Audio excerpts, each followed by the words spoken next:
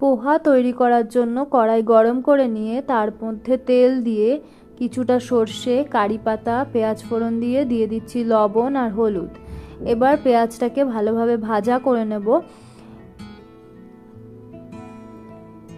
পেঁয়াজ ভাজা হয়ে গেলে এর মধ্যে দিয়ে দিচ্ছি কিছুটা বাদাম, কয়েকটা কিশমিশ।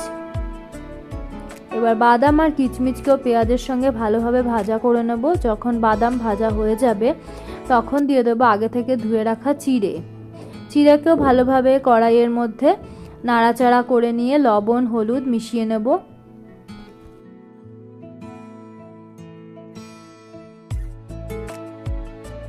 এরপর এর মধ্যে অ্যাড করছি সামান্য টমেটো সস, সেটাকেও ভালোভাবে মিশিয়ে নেব চিড়ের সঙ্গে। এরপর দিয়ে দিচ্ছি সামান্য পরিমাণ চিনি। সবশেষে নামানোর আগে দিয়ে দেবো হাফ চামচ পরিমাণ ঘি।